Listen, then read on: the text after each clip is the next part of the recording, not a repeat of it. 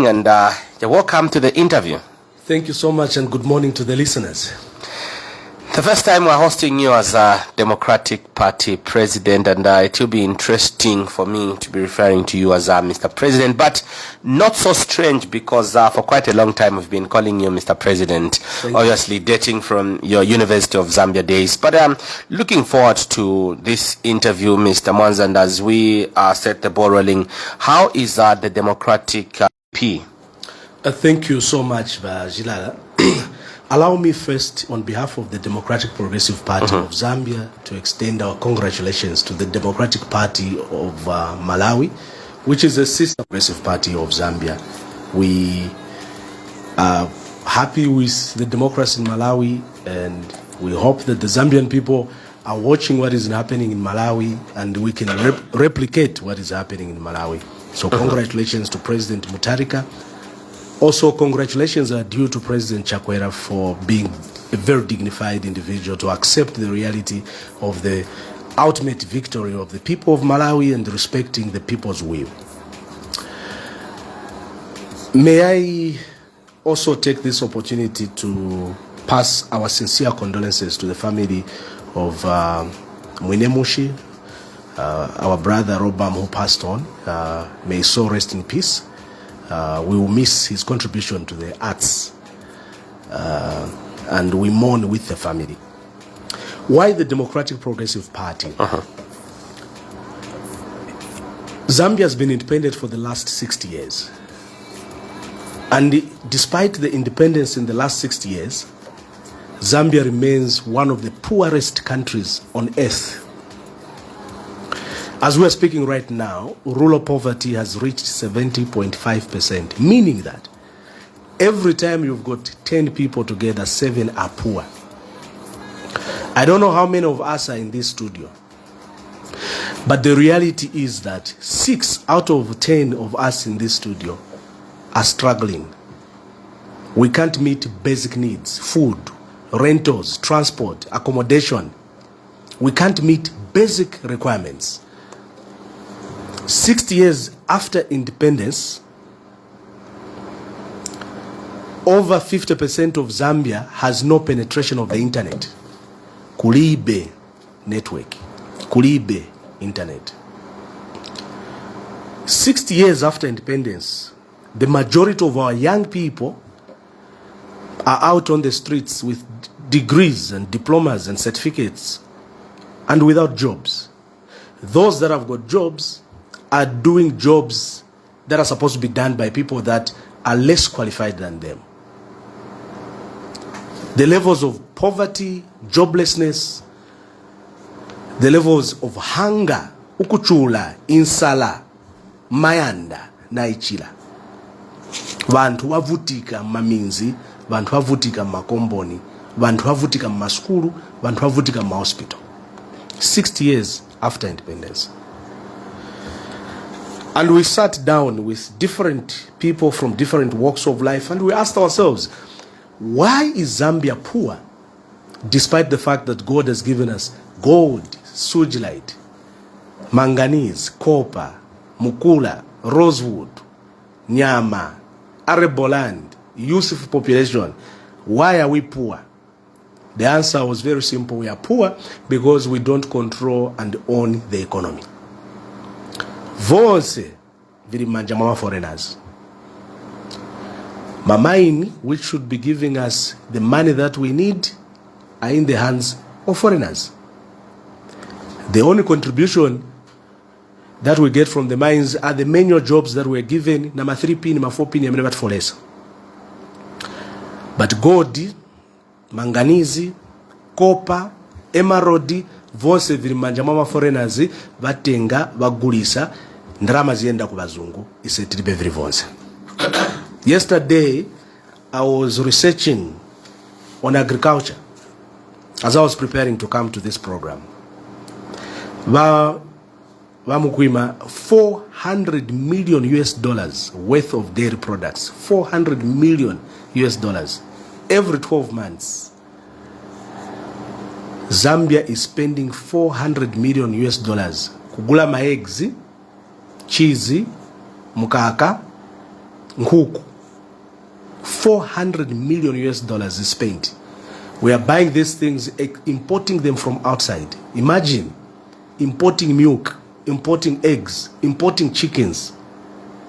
If that 400 million US dollars that we are using to import these things was used to buy those things straight from our farmers, buying our eggs, chickens, cheese from our own farmers and producing those things from our own farmers, we could have created 250,000 jobs for our people in the farming industry alone, just using the value addition chain in the agribusiness alone. So we are losing 400 million US dollars. This is money going outside. Masumbi, my eggs, imported. If you go to all the chain stores that we have around this country, all of them are foreign owned, foreign controlled.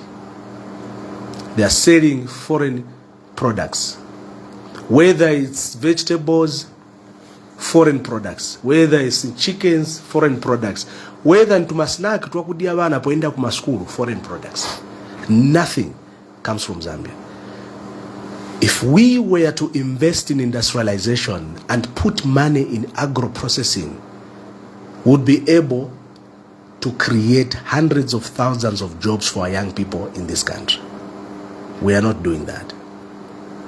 Just from the agro-business alone, we as Democratic Progressive Party, DPP, our target is to produce 250,000 jobs. And how we do want to do it in the next 1 year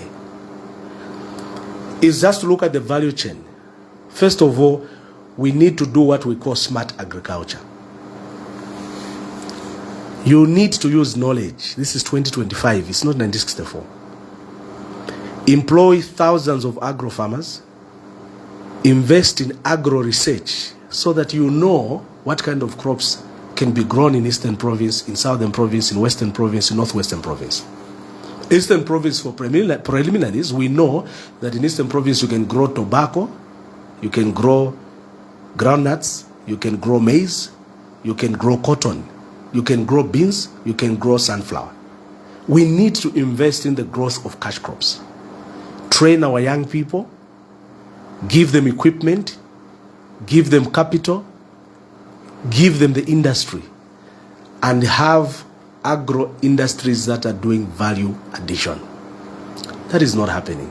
Just from that chain alone, you can create 250,000 jobs in the next 12 months. Now, basic things, and this, I don't want to lose it because this is a crisis. As I was coming here, I was reading a news item from one of the stations, and I won't name it because it is not proper for me to name a station and another station. But here's the news that Zambians must listen to. There is a fuel security risk in this country. The Indeni Energy Company Limited board chairperson, Mr. Watson Lumba, has warned that the lack of investment in the state-owned refinery in Den, which requires over 250 million US dollars to operate in fresh funding, is undermining operations and contributing to the current shortage and sporadic supply of fuel in the country. This is the board chairperson who was speaking to the media. Mr. Lumba says Indeni has no capital to finance fuel cargoes or to maintain storage, and that it depends on foreign companies, foreign partners, foreign investors to operate.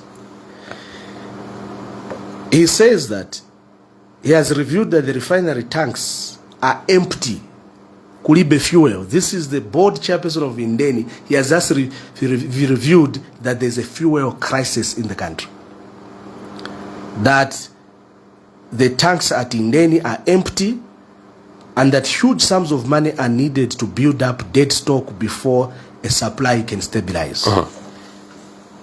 Now, this is a crisis.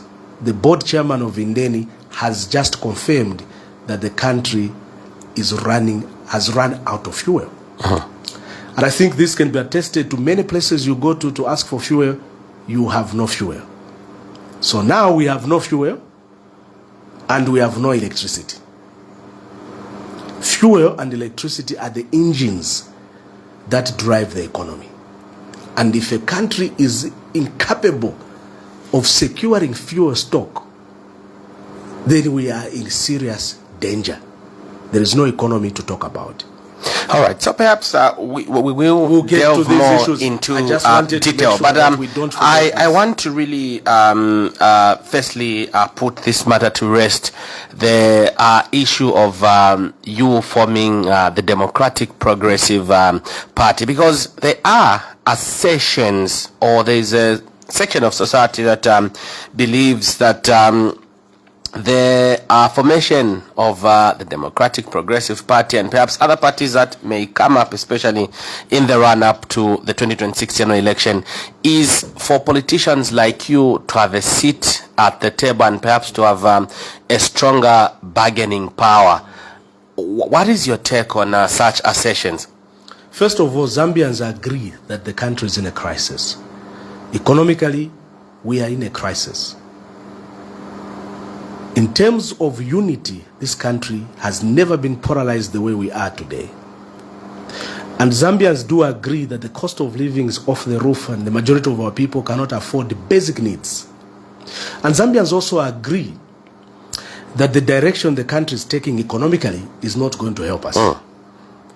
And the Democratic Progressive Party was born out of the desire to maximize on what God has given us in terms of natural resources. Were there no parties of like minds that perhaps you could have joined forces, or that you could have joined to forge these ideas that you are bringing to the fore? We are very radical in our approach. Our approach is very radical because our approach is that for Zambia to move from where we are to where we ought to be, we must own and control the means of production. We must own and control the economy. So we are a center-left party that believes that the private sector must thrive, but government has a responsibility to provide the regulations. And also government has a responsibility to protect the vulnerable. And we have come of age, Wamukima. 60 years after independence, some of us have gained a lot of experience over the last 23 years that have been actively involved in politics. And with this experience, and the experiences of a lot of people that we're working with, we have come of age and we need to take over the reins of power. So now, we are ripe. You speak of being ripe, coming of age, as well as experience. But talking of experience, it has taught us that for the past 20 years, any party that has formed, or that has been formed a post-UPND, post-Patriotic Front, we may not even talk about MMD, has found it very difficult to penetrate and gain the support of the Zambians. We can talk about NAREP, which was formed somewhere about in 2010. Where are they now? Almost going into defunct. We can talk about parties that have been formed by the likes of Comrade Eric Chanda, likes of Father Frank Bwalia, and many other parties that have come before. It has been difficult to penetrate, save for the UPND that was formed in 1998, PF in 2001, or is it in 1998, 99 as well? How exactly does the DPP intend to gain ground and attract the support of the Zambians, going by this background that we've looked at, this background that I've given? Yeah. So that background is part of the experience that we have. So we have seen what has happened with other political parties, why they failed to perform, why they became defunct, and we've learned from the experiences of others. You know, they say a wise person learns from the experiences of others, but a fool becomes an example to others. So we have learned, and we use our experience to make sure that we build a party that is people-driven. And how is the DPP different from other political parties, and why the DPP is here to stay is because this party is driven by the vision to create a free Zambia, a prosperous Zambia, and a united Zambia. It is not an individualistic political party that is driven by individuals. If you look at our manifesto, and I hope that we are going to have a bit of time to just look at the nitty-gritties of some of the things that we need to discuss. Of course. Is that our manifesto is driven by the sector players themselves. When we were writing the manifesto on education, for instance, we took time to sit with owners of private schools, with teachers at private schools, with teachers at government schools, with administrators at both private and government schools, with people that run universities, people that manage colleges, and also the students. So the manifesto of the Democratic Progressive Party, DPP, on education is derived from what the sector players themselves are saying. So we are only responding to the needs, the desires, and the vision and objectives of the sector players. So we are very inclusive.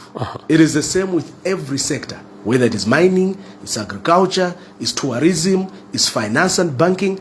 All these sectors, we had to sit down with the sector players, listen to the people themselves. They tell us the real life situations, real personal experiences and institutional experiences. And it's from those experiences and our own experiences, our own research, that we came up with this manifesto. And everything that we do today and going forward will be based on research, will be based on inclusivity, will be based on listening to the people involved. We are not drawing up things that we're just sitting on our own and dreaming up things and sit down and write up things. No, we engage.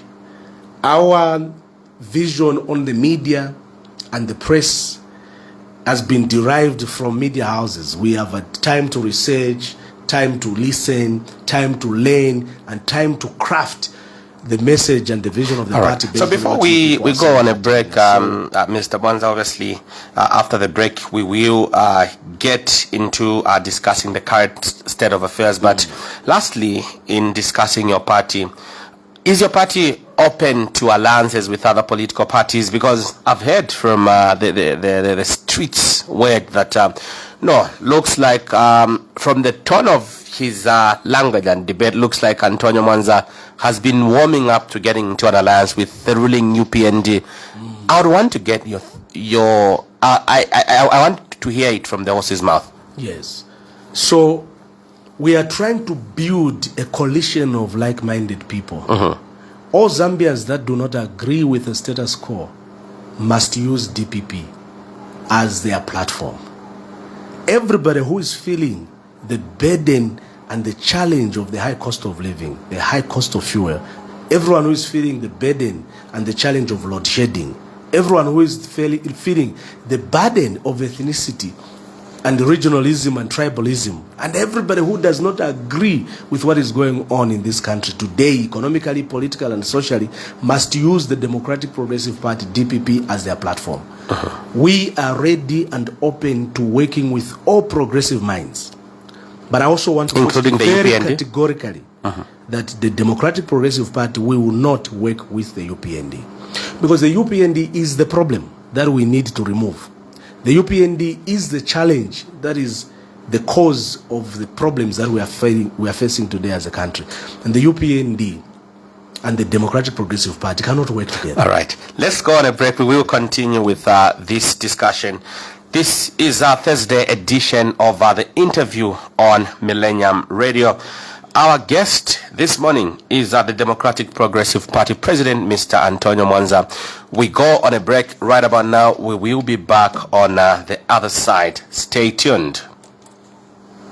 Abana bankondo abasirikale bamapange yasuma kwana tuambwili You not see that was a Elmi Records production? mubili wako pomtimu wa Diamonds impi Chiria insta ya kusalanga ya kumana Baisa mukutube paika Chiria insta ya kusalanga ya kwana Baisa mukutuse maika Nishina batekanya Kwatitego basakala nyongo Ngaba ilinganya Kwatitego bapompwe nga bayisa mu kulomba voti bayiche. Here's a little song that we wrote for you. The words are very simple and they're only two. Scream it, just scream it. Like the moonlight adds a little light in the dark, you got to add a little light in your car. Scream it, just scream it. Scream it. Ichilana mukaka. Scream it.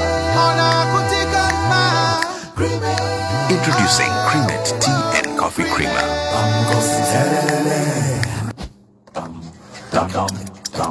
Chucky. Yummy. Chucky.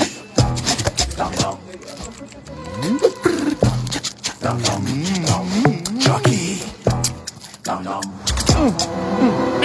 Indulge your taste cravings with Chucky's bars, made with real chocolate and vanilla. Chucky's Munch On. It's easy when you do it like this. So fresh when you do it like that. More fun when you do it like this. But even better when you do aloha. Sling when you do it like this. Looks good when you do it like that. So much fun when you do it like this. But even better when you do aloha.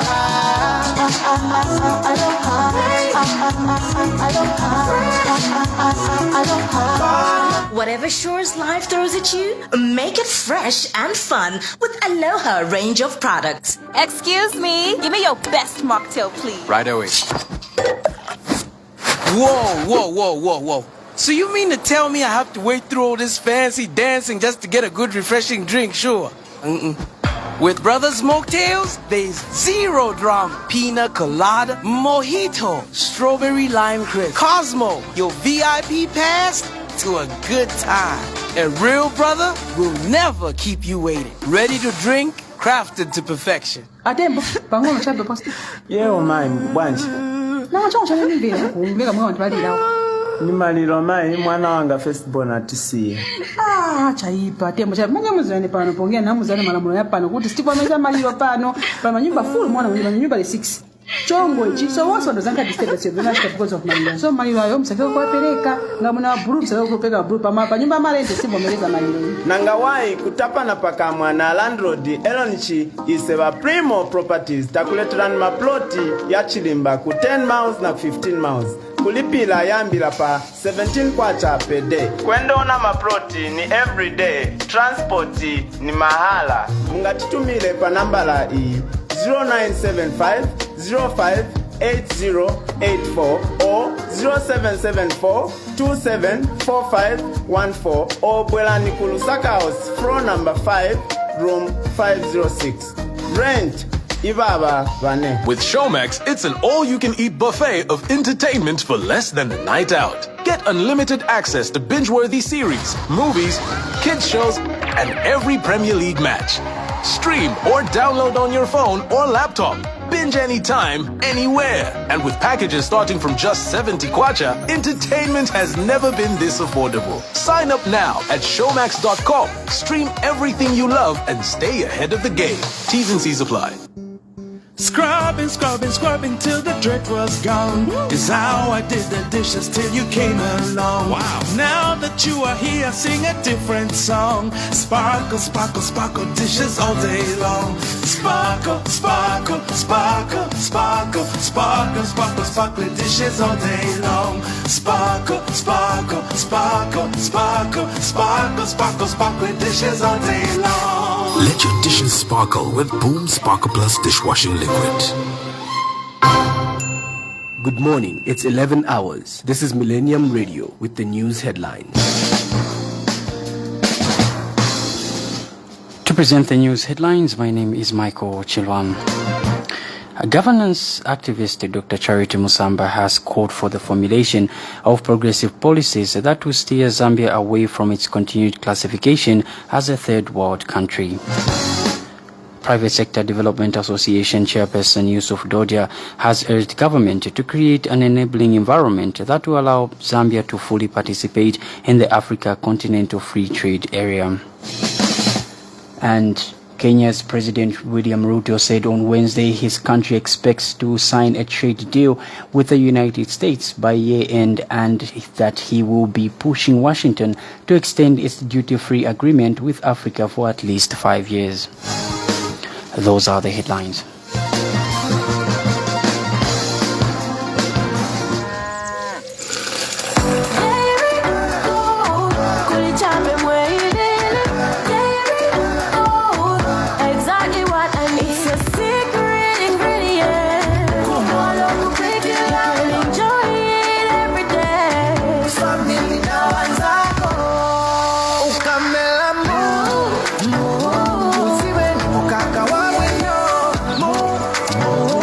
This is not just milk.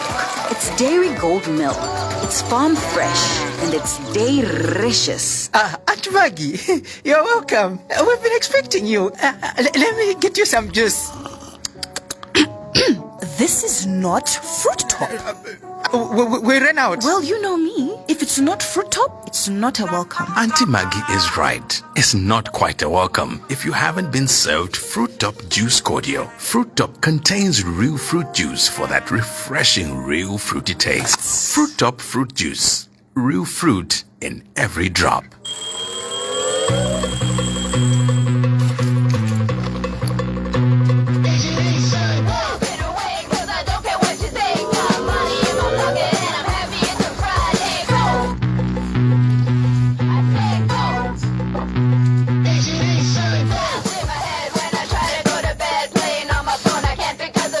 Scoop it, mix it, shake it, or bake it. How you stay snacked up is up to you. Delight Grown-Ups Family Cereal. Your day, your way. Special diamo. Kuku za mezi bwana na onion na tomato kale. Ndivyo tikasi wa bwela. Ndilipo. Penya ni nguku imwe. Iwe simwe kwao. Ni nguku. Naomba iwe ndivyo tikani. Nguku hizo mwezi woni kangati chita modeling. Vidu kula kuku. Wanyama tafuta. Unaina nguku singa? 10,000. Never bigironi. But 10,000. Zose kuku kajwa kula. Yes. Nguku kwamba kwanyika nchafu.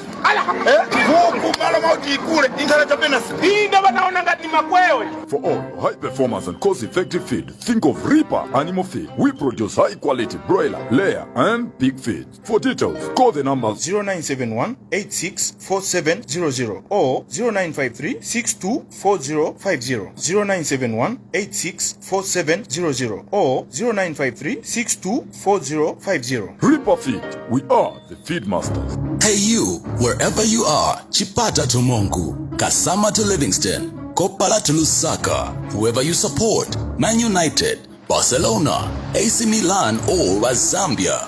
Bola means nothing without you, the fans. Liverpool are champions again! Because when it comes to football, but DSTV na GoTV, it's on like never before this season. The Premier League, UEFA Champions League, every major league, every cup, every Chipolo Polo cake at AFCON, it's all on. It's the talk at the barbershop, the shout at the cantemba, the cheer in your sitting room. It's on for you.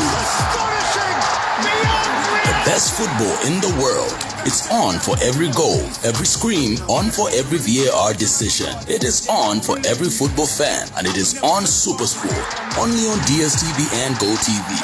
Don't miss a moment. Reconnect on DSTV Compact and GoTV Super Plus today. Everyone out there knows that our confidence comes from the way we look and feel. And because we all have different skin types, we frequently need a unique solution for all our skin types every day.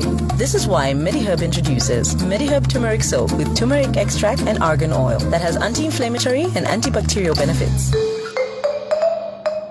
MediHerb Saffron Soap with saffron and almond oil, which are vitamin-enriched with antioxidant properties. Trust in MediHerb Ayurvedic Herbal Soap with 18 herbs and natural oils to take care and revitalize your skin every day. Millennium Radio.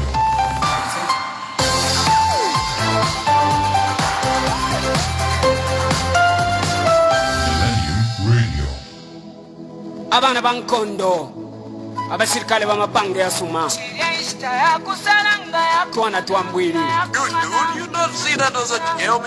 mubiri wa kopo All right, welcome back. This is the Interview Thursday edition on Millennium Radio. Our guest this morning is the Democratic Progressive Party President, Mr. Antonio Mwanza. Welcome back. Thank you. All right, so before we went on a break, we were just getting an understanding of what your political party is, what you stand for, and what your plans are going into 2026 general election. But let us get to look at the state of affairs in as far as the country is concerned. In your preamble, you just gave us a snippet of what you think Zambia's current challenges are. And if I heard you correctly, you spoke of load shedding and the energy sector, to me, which I feel is one of the biggest challenge that the country is facing so far. But my question is, what do you make of the manner in which the UPND government has handled the energy crisis, that is load shedding, which has been a challenge to the people out there? And how would you have handled it if it were you in power? I think the energy crisis we are going through as a country has exposed the inefficiencies and the leadership failure of UPND and President Hakainde Sami Hichilema. Remember that 2 years ago, His Excellency the President boasted to the country that he had ended load shedding within 1 year. And prior to that, we all remember that the President was very categorical that load shedding was not as a result of lack of water, but it was a result of the failure on the part of the Patriotic Front to provide leadership. And he promised the people of Zambia that he will use the Dubai formula to provide electricity to all of us for 24 hours in a day. And he went ahead to boast that he had ended load shedding. Today, we are in a crisis. We saw the Minister of Load Shedding.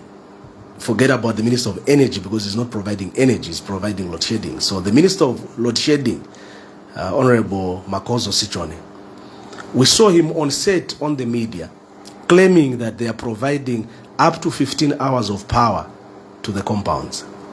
When he appeared in Parliament and he was asked to prove that he's providing up to 15 hours of power to certain compounds, the minister changed and he said, "You didn't listen to me correctly. I didn't say we are providing. I said we intend to start providing up to 15 hours of power." So you can tell that the minister was caught, because the truth of the matter is that ZESCO itself provide us with the schedules, and their schedules for ZESCO only go up to 6 hours of power per day. But let's go back. This government increased the electricity tariffs, and they told us that the reason they were increasing the electricity tariffs is because they wanted us to pay more so that they could buy power and provide power to us. The electricity tariffs went up, and today anybody who uses up to 300 kHW of water, of power in a house, 300 units plus in a month, they pay 9.2 cents kilowatt hour. These are the rates for ZESCO. So anybody who uses up to 300 units plus in a month pays 9.2 cents per kilowatt hour. Mind you, the mines pay less. The mines spend 80% of the electricity, 60% of the electricity, but they pay up to 6 to 8 cents kilowatt hour. So the ordinary Zambians from their own homes, those who are running small businesses, are paying more for electricity. So they increased the tariffs, and they told the Zambian people that we increase tariffs in order to import more electricity and give it to you.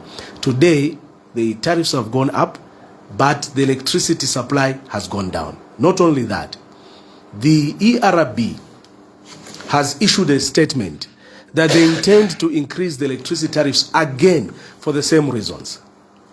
So clearly, I listened to the president in Parliament when I was talking about electricity.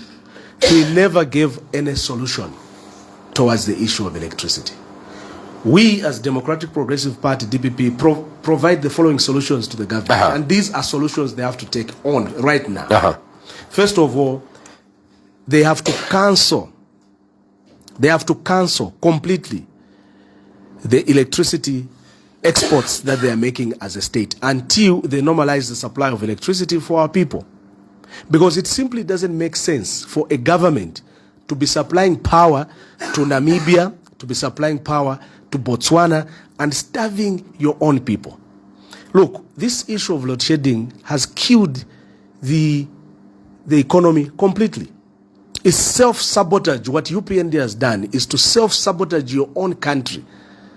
Economically self-sabotage your own country, disadvantage your own country, kill your own economy, and build the economy of Namibia and Botswana, where they are taking electricity. Now, that's the first thing they need to do. Cancel. They were so reckless. The UPND government were so reckless. In 2023, they were warned that we are going to experience droughts. They were warned by both our meteorological department here in Zambia, the meteorological department under the SADC region, and the global meteorological departments. They were warned that we are going to have a drought. What did they do? Instead of preserving the water that we had, they went ahead and signed open-ended contracts to supply electricity to foreign countries and starve our own people of electricity. Now, this crisis is as a result of the failure of the leadership of President Hakainde Samia Hichilema and the UPND government to plan, to envisage, and to focus on the future. The damage that load shedding has done and continues to do to the economy is not going to be recovered. So, now before you come in, I talked about they have to stop completely the exports with immediate. Yes, and that's what I want to ask. You know, each time I listen to you politicians, and very rare that I hear technocrats talk about these electricity exports. I don't know, you politicians make it sound like it's easy. But my first question is, how easy is it to stop these electricity exports? Because from my understanding, these are contractual obligations. And secondly, from your understanding, how long have these contracts or these exports been going on? And from your understanding again, how beneficial are these exports? Because you've raised this issue, and it's important that perhaps we start from there. So let's start with the contracts. And these I want the Zambian people to follow me very clearly. First of all, we as a political party, DPP, we demand that the Zambian people must have sight of the contracts that ZESCO has signed. It is important that first of all, we know the contracts that ZESCO has signed. There is need for transparency and accountability. We cannot demand transparency and accountability from ZESCO and government when we as citizens have no access to the contracts that ZESCO is signing on behalf of the country. So it is only imperative that ZESCO must give the Zambians sight of these contracts that they are signed to export electricity. It's important that we know the terms and the terms and conditions and the terms of reference they have signed on.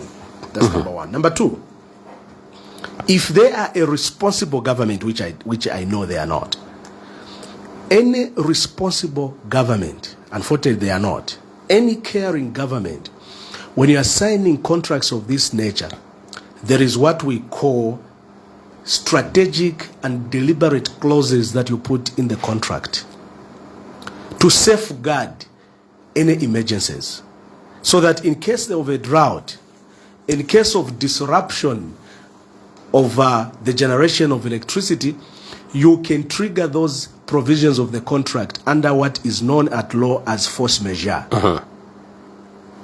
So any responsible government does not sign an open-ended contract of such a nature to provide electricity without putting in the contract a safeguard to protect the state in case of an emergency. Unless the UPND contracts don't have the clauses that should be triggered in a condition we're in. We're in a drought. Why do you refer to them as UPND contracts? which also ties with the question I asked. From your understanding, we've never are these new contracts or are they long-standing contracts? Yeah. So first of all, is that we as a people have not been given sight of these contracts. Okay. So it is very difficult to hold them accountable when we don't know the details of the contracts. But is it fair to term them as UPND contracts? No, these contracts have been signed by the UPND. These contracts were signed under the UPND regime. That's why I'm referring them to UPND contracts. These are new contracts signed under UPND. I want to be very clear. These are not contracts signed by PF. Okay. Yeah, I've heard stories. No, these contracts were signed by PF. No, these contracts were signed by UPND. Let's get this very clear. These contracts were signed by UPND government. After being warned that there will be a drought, they went ahead and signed new contracts to supply electricity to Namibia and Botswana. Okay? These are new contracts. Now, what we want to know is, did the government sign contracts that did not provide provisions within those contracts for a force majeure in times of a crisis like what we have today? Because any contract that is signed by any responsible government should have within it provisions to protect the state in case of an emergency. Emergency such as a drought, or an emergency such as when, for instance, there is a crisis at Kariba and the dam falls, it collapses. A contract should have a clause to say in a times when there is unforeseen circumstances, a calamity, a disaster, we will not be able to provide you with electricity. That is number one. Number two is that ZESCO has been reduced to an electricity target. ZESCO, under these contracts that they have signed, it has been reduced to a trading company. I would like you to qualify that. Let me go into details. And this, because I was on TV, I was on radio, and I challenged the Minister of Load Shedding, Minister Makozo Chikote. I challenged him to reveal to the Zambian people these trading contracts that ZESCO has signed with private companies. Now, allow me to explain more. Please. He was on the Diamond TV and he said, he accused me of politicking and claimed that ZESCO is not using middlemen. And I want to challenge the minister and that ZESCO should stop using those middlemen that they have signed contracts with to import and export electricity. We want ZESCO to import and export electricity directly, because that money that ZESCO is spending, giving away to middlemen, is the money that ZESCO needs to invest in a new generation capacities and new generation sites. That is the same money that ZESCO needs to invest in new technologies. That's the same money that ZESCO needs to invest in its ability to transmit electricity. Now, here are the facts. First of all, the minister claims that ZESCO imports directly and does not use middlemen. This is false. According to the Energy Regulation Board, the ERB, and the official agreements, ZESCO is no longer the sole importer or exporter of electricity. Under the Electricity Open Access Regulation 2024, signed in 2024, Statute Instrument number 40, ZESCO's monopoly was removed. ZESCO now is no longer the one which directly imports and exports. They are giving middlemen, private hands, private businesses. They have been given jobs, contracts to supply and to export. And private traders include the Copper Belt Energy Corporation, CEC. They include Africa Green Co. I'm mentioning these companies by name. They include Enterprise Power and others to import electricity and use ZESCO's infrastructure at a fee. So they are using the ZESCO infrastructure to import electricity. And here's the evidence which I'm using to challenge the minister. The ERB licensing data, if you just go to the licensing data of ERB, it confirms that the private traders are now a major part of Zambia's electricity trade. The truth is that independent traders are importing power and are supplying power to customers, including the mines, often where ZESCO itself could have done that. And ZESCO could have been making the money if ZESCO was doing those things itself. ZESCO is only being given a wheeling fee, which is a very small amount. But isn't that part of opening up the sector that people have been talking about for long? We are opening the sector for private individuals, private companies, private traders. Okay. We are not opening the sector for ZESCO and the people of Zambia. ZESCO needs money. ZESCO right now is limping. ZESCO is indebted. ZESCO has no money. And this money that ZESCO is giving to traders and reducing itself to a toll gate, and the traders are using it and using its infrastructure to export and import electricity, that is the money that ZESCO is supposed to use to invest in generational capacity, transmission capacity, and distribution capacity. ZESCO needs money. ZESCO needs to pay its debt. So if ZESCO is giving businesses to traders and the private companies, then where does ZESCO expect to get money? It expects to get money from the poor people in Misis, in Mtendere, in Kalingalinga by increasing their tariffs. That is wrong. You don't punish your own people. You don't punish the poor masses in order for ZESCO to survive. ZESCO must be run as a corporate company. And allow me to finish this because I want to unpackage the lies from the minister. Yeah. The minister also says, and these I'm quoting the minister verbatimly, he says, none of the power exported by private traders is bought from ZESCO. This is a lie. The minister is lying.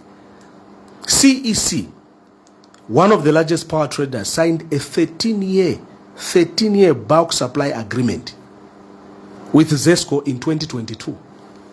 Remember, I told you these are new contracts in 2022. Yeah. Under this agreement, CEC purchases bulk electricity from ZESCO and resells it to the mines. And the evidence, you can find it in the official report of CEC as well as the ERB and ZESCO itself, the reports for 2022. Some private traders buy directly from ZESCO and then resell. Therefore, it is untrue, it is a lie to say that none of the exported power comes from ZESCO. The lie number 3 that the minister said was that ZESCO imported an average of 238 megawatts, while private traders brought in 358. Okay, these figures are not supported by any published ERB or ZESCO or the SAP report. There is no evidence to support these claims by the minister. The latest publicly available data from ERB 2024, ERB annual report 2024, and CEC 2021 to 2023 annual reports give energy in GWH, but nowhere confirms the averages that the minister is talking about.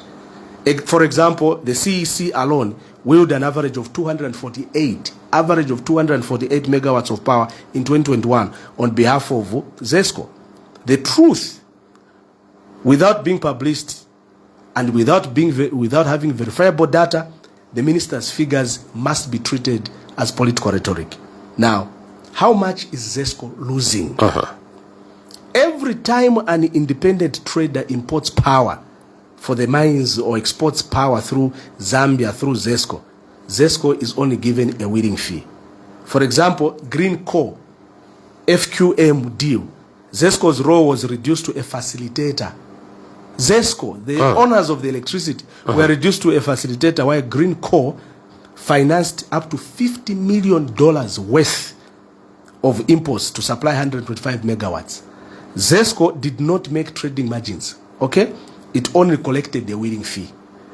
This model is depriving ZESCO and Zambia the billions of kwacha and millions of US dollars that ZESCO needs to strengthen its balance sheet, that ZESCO needs to invest. So our position as DPP is as follows on these issues. Number 1, we demand full transparency. Government must publish official data from ZESCO, from ERB, and from SAP, okay, on electricity imports and exports, so that the Zambian people can know how much ZESCO is selling, at how much they are giving to traders, and how much money these traders are making. Number 2, we demand the following reforms. ZESCO must be recapitalized to strengthen its balance sheet so that it can finance its own imports and its own exports.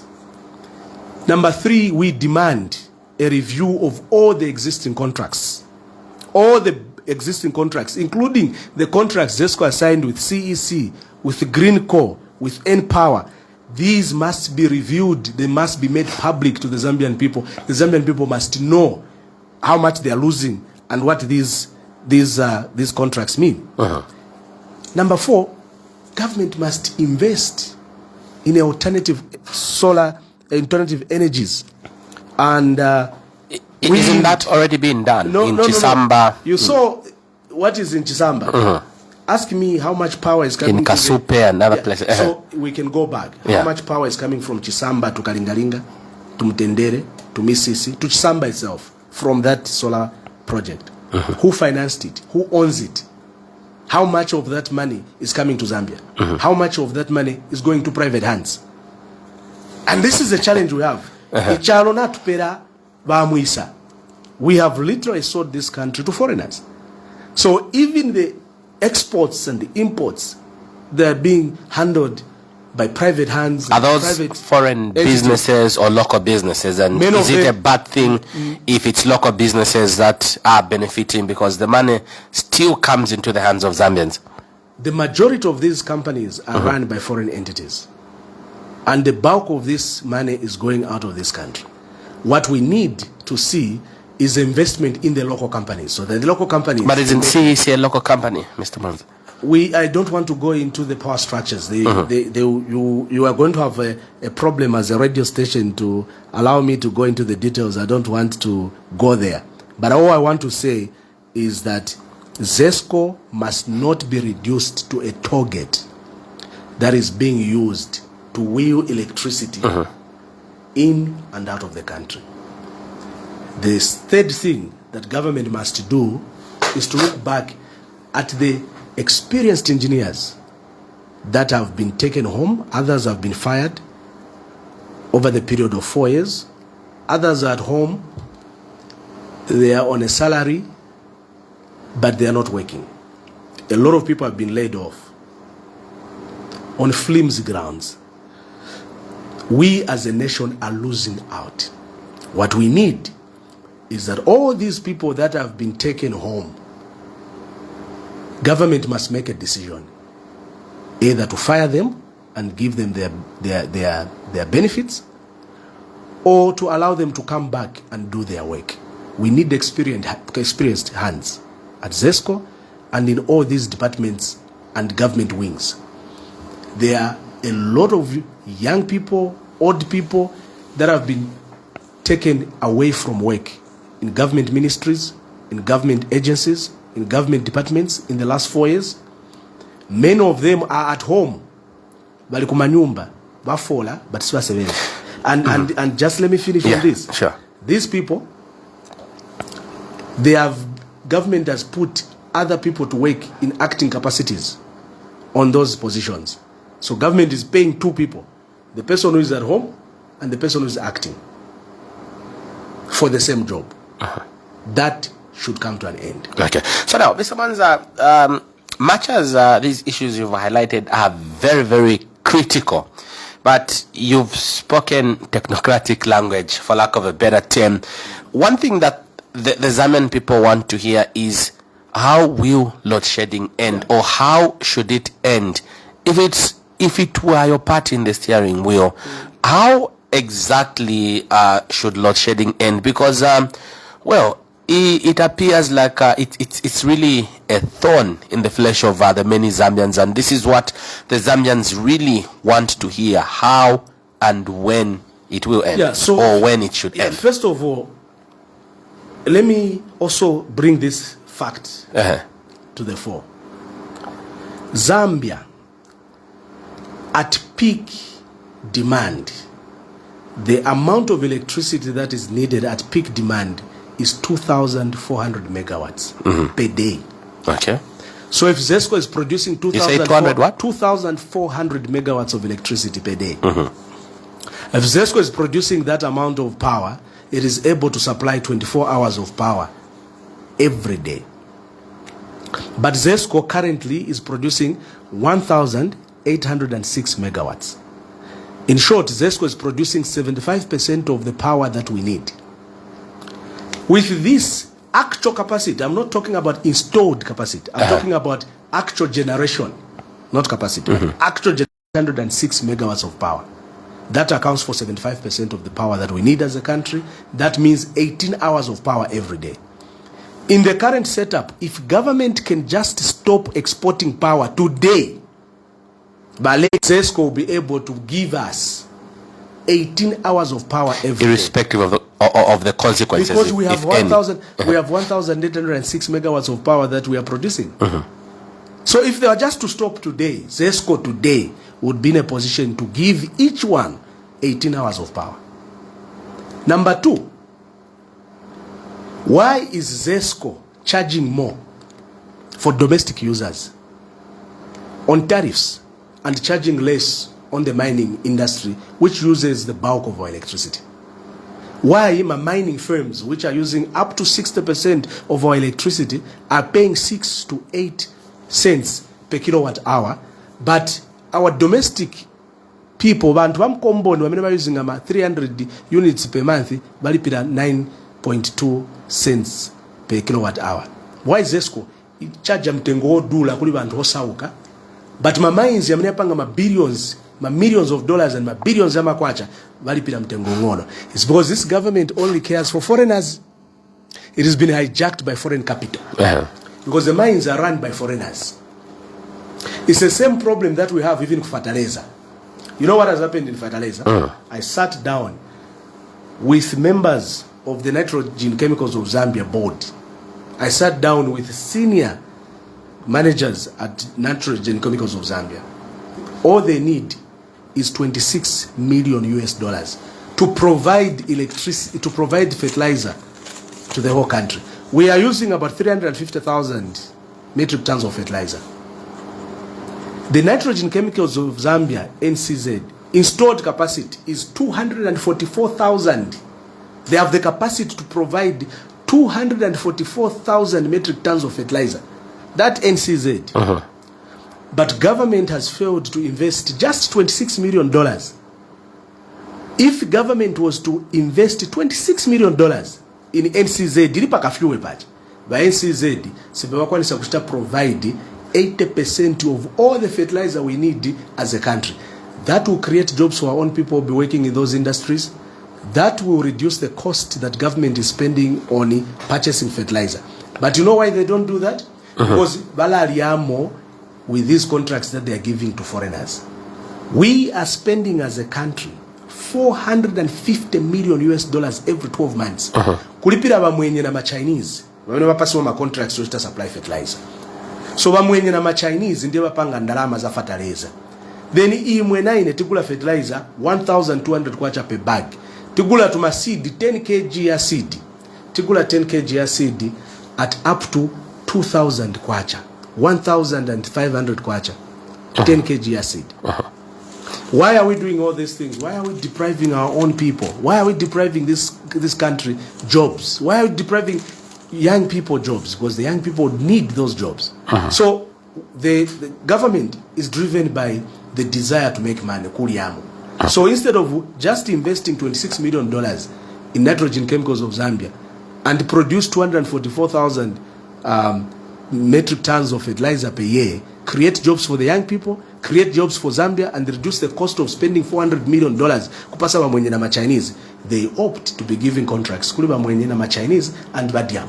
It's the same problem, before you cut me, it's the same problem that we have today with the nkani ya minene nzokambapo ya ku Indeni. Indeni, the board chairman waku Indeni akamba, all that we need is $250 million. Tikafakamo $250 million, Indeni will be able to provide the fuel that we need at a very cheaper rate. But government is not doing that. Why is government failing to invest in strategic sectors of the economy? The strategic sectors that drive the economy. Bamukima, you can't build an economy when you are failing to provide power, when you are failing to provide the fuel. You can't build an economy when the cost of fuel, the cost of energy is too high.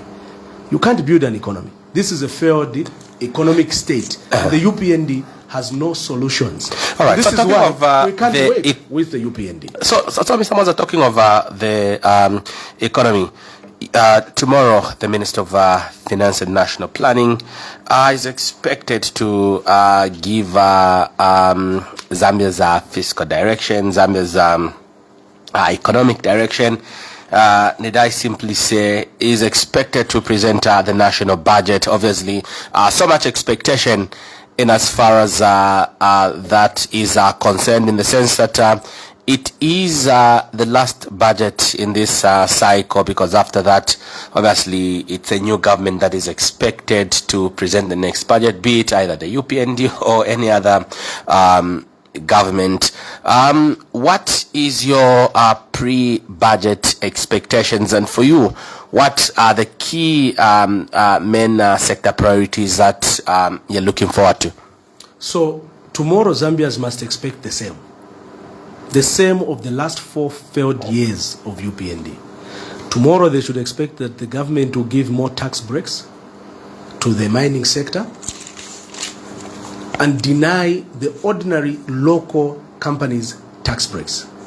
Tomorrow, Zambians must expect that this government will introduce more taxes on the ordinary people while they are giving tax holidays to the mining firms. Tomorrow, Zambians must expect austerity measures to continue, because this government already has agreed in principle to sign another 3-year deal, a 3-month deal with the IMF and the World Bank, which will come with more austerity measures. So tomorrow, Zambians must expect another failed budget and more poverty. They should expect high taxes on them, high cost of living, and they should expect more load shedding, and they should expect more suffering. There is nothing that will come out of tomorrow's budget, because this budget is an IMF-driven budget that Msokotwane is presenting tomorrow, and IMF has given us stringent measures. Number one, they have told remove subsidies on fuel and electricity. That is exactly what government has done. They have removed fuel subsidies. They have removed electricity subsidies. They are making the cost of doing business so high. They are making the cost of living go up. They are making the cost of everything go up. So tomorrow, expect more taxes on ordinary Zambians to be pronounced. Tomorrow, expect tax holidays to be given to mining firms and the large foreign entities. We, as DPP, would suggest the following things. First of all, Zambia must bring back subsidies on fuel and electricity. But can Zambia's economy sustain these subsidies? They'll tell you, does Zambia have the capacity to do that? Yes, it has. The Financial Intelligence Center report has told you that last year alone, you lost $3.5 billion in unaccounted for transactions. That since government of the UPND came into office, we have lost over 25 billion kwacha in unaccounted for financial flows. The Financial Intelligence report, the Auditor General's report have showed you that we as a country are losing up to $4.8 billion, not kwacha, $4.8 billion every 12 months from the mining sector alone for unaccounted for tax, for tax evasion, tax avoidance, tax transfer pricing. The reports have shown you that we are losing up to $1.2 billion US every 12 months because of the tax breaks, tax holidays that UPND has given to foreign companies. So stop giving foreign companies tax holidays and we will be able to raise $1.2 billion every 12 months. Close the loopholes that the mining firms are using to steal from the Zambian people and we'll be able to have $4.8 billion every 12 months. Stop the corruption that is going on. You saw the report, audit report that came from ZAMSA. They were inflating the price of medicine up to 1,700%. Stop that corruption going on with Mukula. Stop corruption that is going on with the gold. Today, if we just go to Kasenseri and start producing 200 kgs of gold every day, just 200 kgs of gold, Zambia will be able to subsidize electricity, to subsidize the fuel. So we have money.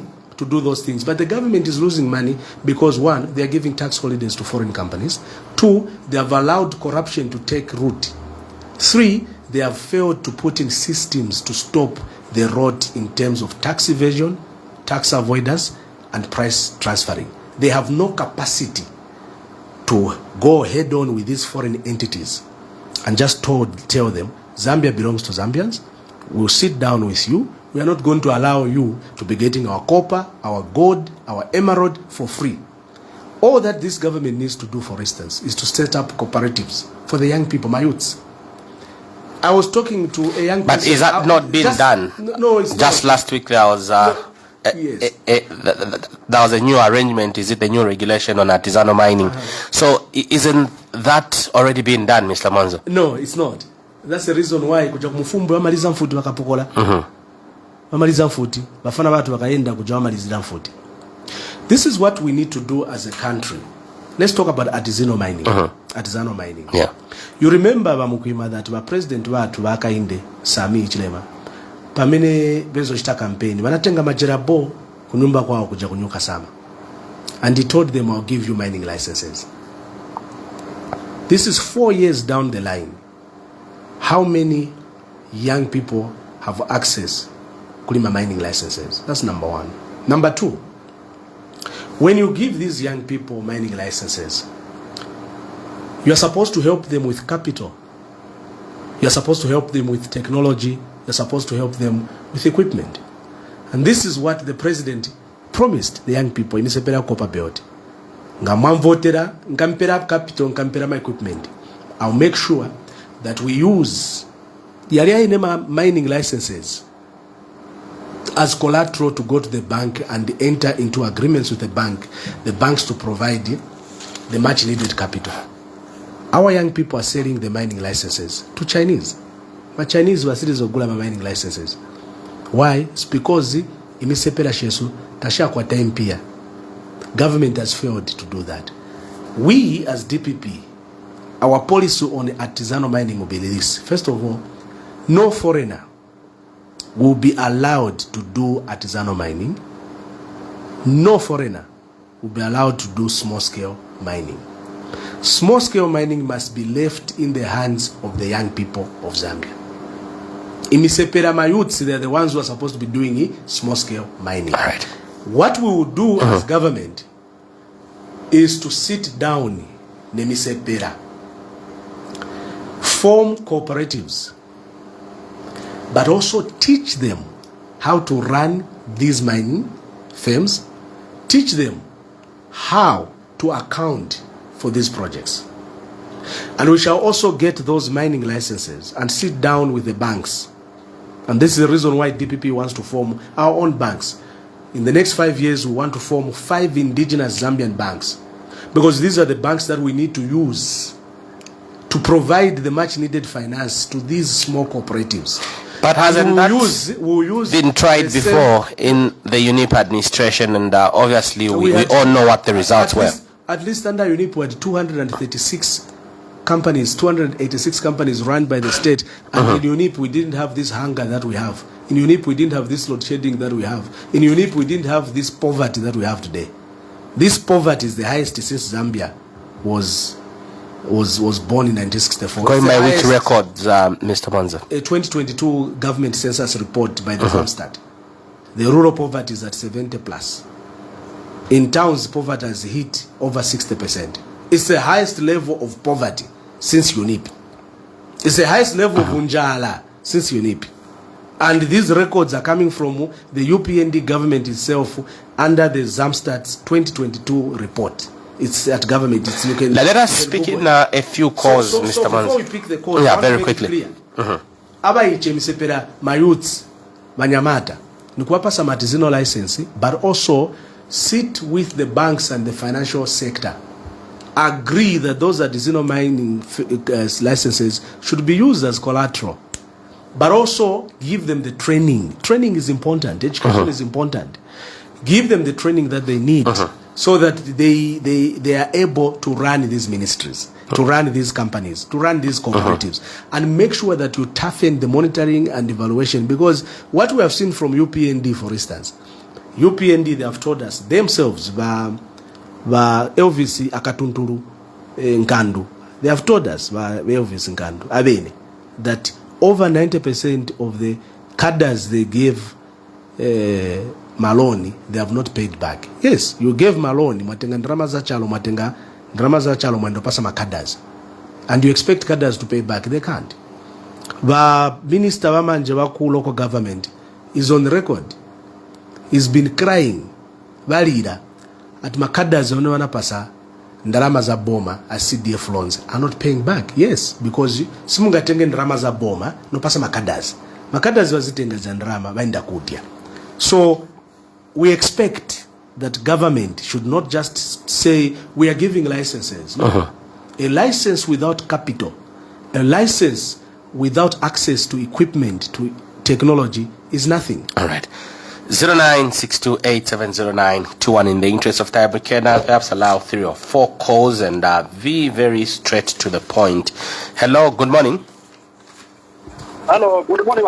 What's your name and where are you calling us from? Yes, my name is Rasoshe. I'm calling you from Kau. All right, you have 25 seconds to contribute. What's the name again? Rasoshe. Rafoshe. Please go on with your contribution. Yes, thank you very much. President watu wa Mwanza takulandirani. My question is to you, son. Bamukima asked you a question. What exactly are you going to do to end road shedding?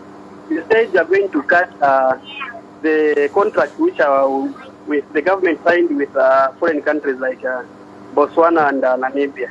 So I'm still asking the same question. Apart from cutting the contracts which we have, maybe which can take time because of... Very quickly, Barasoshe. Yes, agreements we've made. What exactly... Tell us something else apart from cutting the ties. Thank you. No, thank you very much. Unfortunately, in the interest of time, 0962870921 is the number that you are calling us on. You're through to the interview. Good morning. Very quickly, what's your name and where are you calling us from? Zambia Sister City Kochero Edwin Kundora. Adada Mwanza Maukauli. Tauka Maukauli. Makora. Mwachiranda pamitengo ya fertilizer. Inapa mfumine mtauni kuno Kundora nshitire omonia 1019 kwacha D. Yulia 1065 kwacha. 10 kg ya pana ilipali wa 1005 kwacha. Imitengo mwachiralu mbula yabu firfesi mwapita mshopere mwasoma mwa. No. Thank you. Mukozi you should combine them and very quickly, Mr. Edwin, in the interest of time. We have $500 million Thank you, Mr. Edwin. Let us give chance to the last call. 0962870921 is the number that you are calling us on. Hello, good morning. What's your name and where are you calling us from? You have 25 seconds to contribute.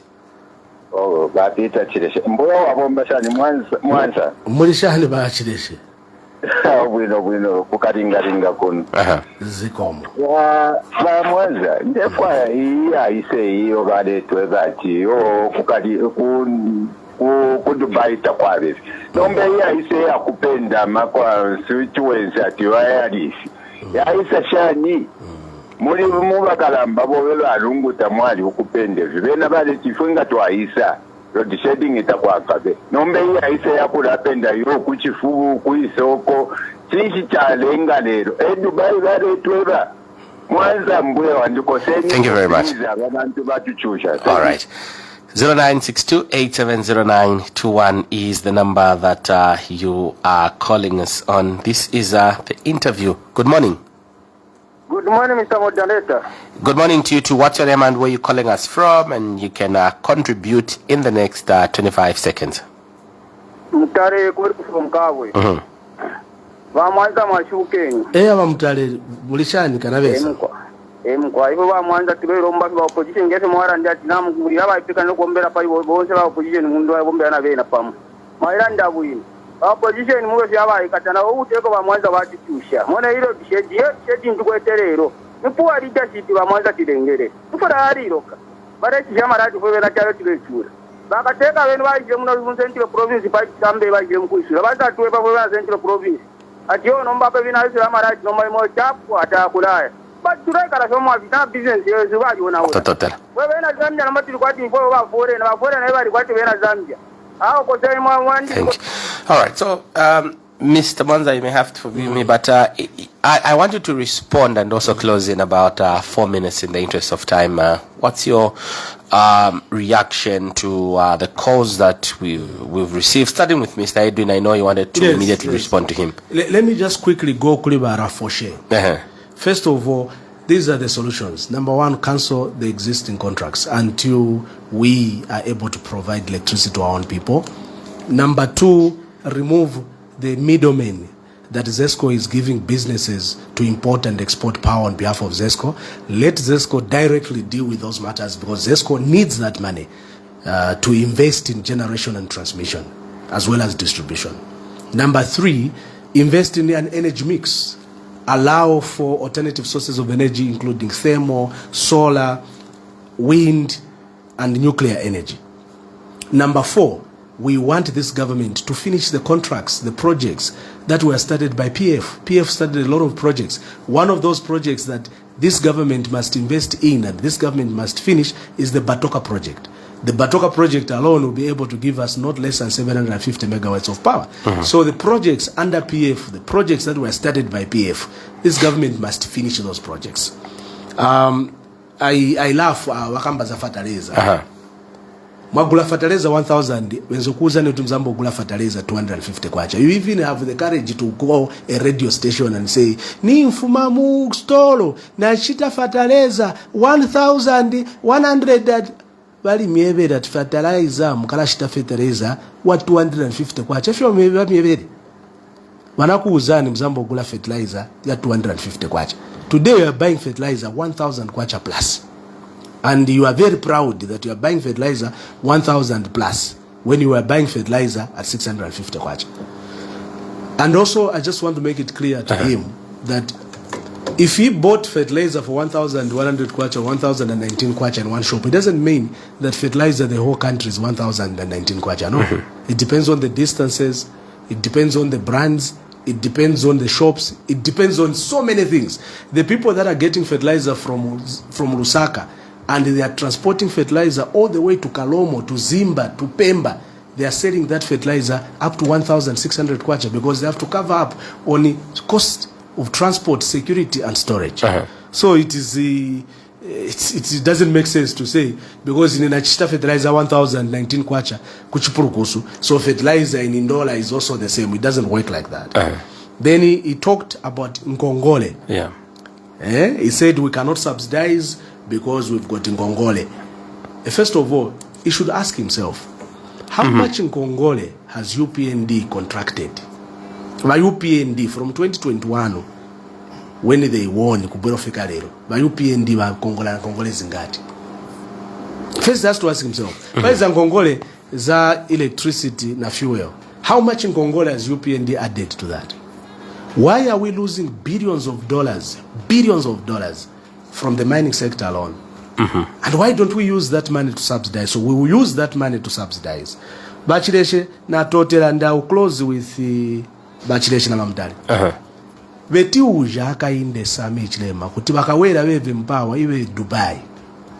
Lero si Dubai, lero chimfesa na nsoni bamkuima. That you can have a minister standing and start counting compounds and say, no kwa mandevu, kuchipuruguso. No, we can do better as a country. What we have discussed here on issues of ZESCO, we as Democratic Progressive Party, we plead with the government, please Tapapata, get these suggestions and implement them and help the people of Zambia. We have the solutions as DPP and we are ready to help the government to do the right thing for the sake of this country. But